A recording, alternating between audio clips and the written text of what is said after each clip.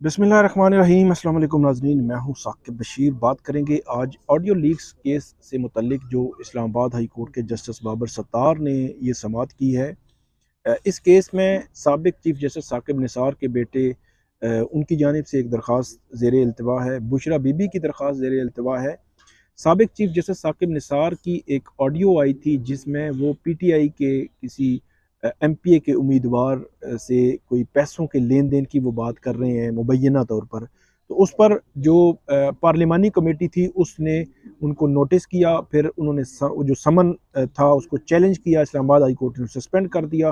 फिर audio leaks पर जो है वो जवाब मांग लिया वफाकी हुकूमत से। कैसे ऑडियो लीक्स, कौन करता है, क्यों करता है, किस लॉ किस आइन के तहत करता है, कौन अथॉराइज है, अगर कोई मिस यूज़ करता है तो उसका जिम्मेदार कौन होगा, और उनके खिलाफ क्या कार्रवाई होगी जिन्होंने इस इख्तियार को मिस यूज़ किया। तो ये वो सवालात थे जो अदालत ने इस केस में डाले। फिर बुशरा बीबी की एक ऑडियो आई, उन्होंने भी इस्लामाबाद हाई कोर्ट में चैलेंज कर दिया क्योंकि एफआईए ने कार्रवाई जारी रखे हुए थी। एफआईए की कार्रवाई को इस्लामाबाद हाई कोर्ट ने रोक दिया और उसके बाद ये मामला चलता रहा। इस दौरान अदालत ने जो सवालात रखे थे वफाकी हुकूमत को भी दिए, उसके बाद वजारत दिफा, वजारत दाखिला, पीटीए, तमाम इदारों को कहा कि आप बताएं कि किसके पास ये अथॉरिटी है, कौन ये करता है, क्यों करता है, किस लॉ के तहत करता है। इस दौरान एक और काम ये हुआ कि बुशरा बीबी और जो सरदार लतीफ़ खोसा उनके वकील हैं, उनकी जो आपस में कन्वर्सेशन थी उसकी एक ऑडियो आ गई, जो ऑडियो तमाम टीवी चैनल्स पे भी चली। उसमें बुशरा बीबी सरदार लतीफ़ खोसा से बात कर रही हैं, उनकी इमरान खान की बहनों से मुतल्लिक बात हो रही है। फिर बहुत ज़्यादा शोर भी मचा, बहुत ज़्यादा इस पर बात भी हुई, जिसके बाद सरदार लतीफ़ खोसा ने बुशरा बीबी अपनी जो उनकी क्लाइंट थी उनके ज़रिए एक सीएम फाइल की और इसको भी चैलेंज कर दिया। अब इसमें जस्टिस बाबर सत्तार जो है वो बहुत ज़्यादा बरहम भी हुए थे। और आज की जो समाअत थी बड़ी इंपॉर्टेंट इस लिहाज से थी कि उन्होंने एफआईए को ये कहा था कि आप इन्वेस्टिगेट करके बताएंगे, इंक्वायर करके बताएंगे कि कौन से जो आईपी एड्रेसेस हैं जहां से ये ऑडियो टेप, जो ऑडियो है वहां से लीक की गई, कौन से सोशल मीडिया अकाउंट से। उसके बाद आईएसआई के डीजी को भी कहा गया था कि वो भी इसको इन्वेस्टिगेट करेंगे जदीद टेक्नोलॉजी के इस्तेमाल करके और बताएंगे अदालत को। पीटीए को कहा गया था कि आप जो मोबाइल कंपनीज हैं इनको अदालती ऑर्डर दिखाएं और उनको कहें कि हमें बताएं कि ये किसने, कहाँ से ये अकाउंट ऑपरेट हो रहा है, कौन ऑपरेट कर रहा है, किसने कब कैसे किया। पीटीए को भी कहा गया था, पैमरा को कहा गया था कि आपने ये बताना है कि ये टीवी चैनल्स का जो ज़ाब्ता अखलाक है क्या उसमें ये आता है, क्या ज़ाब्ता अखलाक की खिलाफ वर्जी हुई है, अगर खिलाफ वर्जी हुई है तो आपने एक्शन क्या लिया है। तो इस लिहाज से बहुत इंपॉर्टेंट मामला था। आज एतजाज अहसन भी कोर्ट अदालत के सामने थे, सरदार लतीफ़ खोसा थे, शोएब शहीन थे इस तरफ से, बुशरा बीबी की तरफ से, दूसरी तरफ अटॉर्नी जनरल आए हुए थे, अटॉर्नी जनरल मंसूर अमान थे, पीटीए के हुकाम थे, एफआईए के हुकाम मौजूद थे। और वहाँ पे आज बड़ी अहम जो है वो समाअत हुई। उस समाअत का अहवाल आपके सामने रखते हैं। जैसे ही आज समाअत शुरू हुई तो अटॉर्नी जनरल ने अदालत को ये कहा कि इस हवाले से प्राइम मिनिस्टर ऑफिस की जो रिपोर्ट है वो आप जो अदालत में हमने जमा करा दिया। उन्होंने रिपोर्ट का मुतलका पैराग्राफ पढ़ा। उन्होंने कहा जी वफाकी हुकूमत की जानिब से ऑडियो टेप की किसी भी एजेंसी को कोई इजाज़त नहीं है और वज़ीर आज़म ऑफिस की पोजीशन बड़ी क्लियर है कि एफआईए, आईबी, आईएसआई या किसी एजेंसी को भी ऑडियो टेप कानूनी तौर पर उसकी इजाज़त नहीं है। और उसके बाद अटॉर्नी जो जस्टिस बाबर सत्तार थे उन्होंने ये रिमार्क्स दिए, बड़े अहम रिमार्क्स, कि हर कोई आता है कहता है कि कोई कानून में इजाज़त नहीं है ऐसी किसी कन्वर्सेशन को और टेप करने की, रिकॉर्डिंग की, कॉल रिकॉर्डिंग की, लेकिन ये कोई नहीं बता रहा कि किसने किया, क्यों किया, कौन सी एजेंसी ने, क्योंकि मुल्क मुखालिफ कोई एजेंसीज हैं जो सारा कुछ रिकॉर्ड कर रही हैं। उसके बाद अटॉर्नी जनरल ने कहा कि एफआईए को पहले ये मामला देखना है कि किसने कॉल रिकॉर्ड की। अदालती अहकामात के बाद एफआईए टेलीकॉम कंपनीज को लिख रहा है, एफआईए एक ऑर्डर लेगा अदालत से, उस ऑर्डर के तनाजुर में कंपनीज को लिखेगा और उनको कहेगा कि इन जो एड्रेसेस हैं, इनके आईपी एड्रेसेस हैं, उन तक रसाई दी जाए ताकि ये डिटरमिन हो सके कि ये किसने ऑडियो जो है वो लीक की है।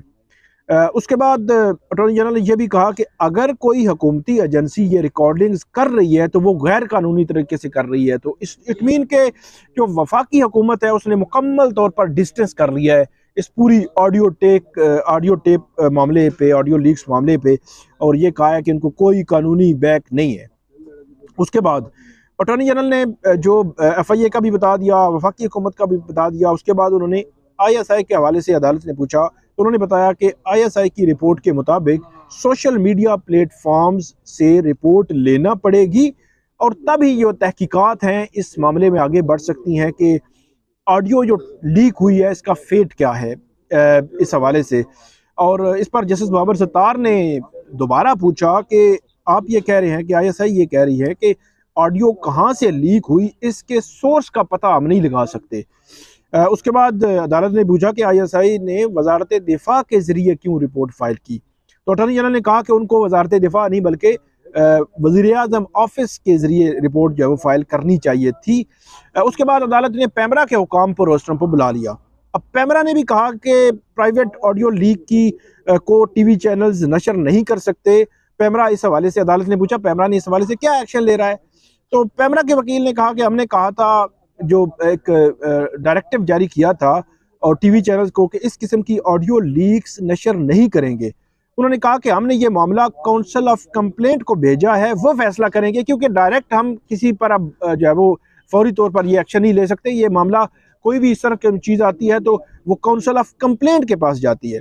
उसके बाद जस्टिस बाबर सत्तार ने कहा कि क्या आप ये समझते हैं कि पैमरा मौसर तरीके से बतौर रेगुलेटर काम कर रहा है, तो अदालत ने यह भी कहा कि क्या आपने TV चैनल्स को किसी और केस में फौरी हदायत की हैं। मतलब जब पैमरा ने यह कहा, पैमरा के वकील ने, कि इस केस में हम स्पेसिफिकली जो काउंसिल ऑफ कंप्लेंट है उससे बाहर नहीं जा सकते, ये फैसला उन्होंने करना है, तो अदालत ने यहाँ पूछ लिया। तो उसके बाद उन्होंने कहा आप ये कह रहे हैं कि फौरी तौर पर आप एक्शन नहीं ले सकते, मामला पैमरा काउंसिल ऑफ कंप्लेंट के पास जाएगा। उसके बाद सरदार लतीफ़ खोसा ने अदालत को कहा कि एक दफ़ा नहीं, पूरा दिन TV चैनल्स पर ये मेरी ऑडियो चलती रही है। और जस्टिस बाबर सत्तार ने यहाँ पर खोसा साहब से कहा कि खोसा साहब, एतजाज साहब ने लिखा था कि रियासत होगी माँ के जैसी, और सरदार लतीफ़ खोसा ने कहा कि ये तज़हीक अमेज़ रवैया है जो रखा जा रहा है और हमारी प्राइवेसी वायलेट की जा रही है। जस्टिस बाबर सत्तार ने कहा कि एक तरफ तो फ्रीडम ऑफ एक्सप्रेशन है, दूसरी तरफ प्राइवेसी का मामला है, कैसे हम जो है वो तवाज़ुन क्रिएट करेंगे।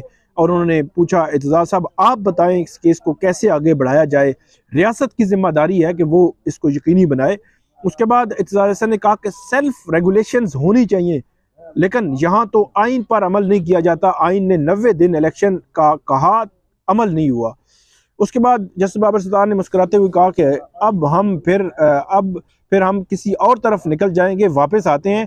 और उसके बाद उन्होंने जो सरदार लतीफ़ खोसा ने कहा कि यहाँ नाम लेने पर तो पाबंदी है, लेकिन मेरी तस्वीर पूरे दिन जो है वो चलती रही। जस्टिस बाबर सत्तार ने ये कहा कि लाइटर नोट के ये तो आपके इलेक्शन में भी आपको मदद करेगी, तो लेकिन उन्होंने कहा कि बहरहाल ये एक सीरियस इशू है, इसको हम एड्रेस करेंगे। और अदालत ने फिर अटॉर्नी जनरल को कहा कि आप चेक करके बताइएगा, कोई खबर थी कि IB को रिकॉर्डिंग की अथॉरिटी दी गई, क्या ऐसा है? उन्होंने कहा मैं चेक करके बताऊंगा।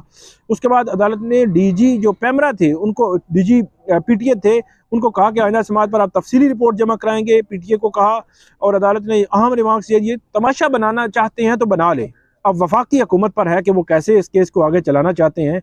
अगर हुकूमत ने कुछ ना बताया तो फिर हम नेशनल और इंटरनेशनल अदालती मुआवना मुकर्रर करेंगे। और फिर अदालत ने समात जो है वो मुलतवी कर दी, और इसमें अदालत ने यह करार दिया है कि ज़ाब्ता अखलाक जो TV चैनल्स का है उससे मुतल्लिक भी हम इस केस में सीनियर जो सहाफ़ी हैं उनको हम मुआविन मुकर्रर करेंगे। उसके बाद अदालत ने FIA समेत तमाम इदारों से रिपोर्ट तलब करते हुए जो है वो इस केस की समात जो है वो मुलतवी की है।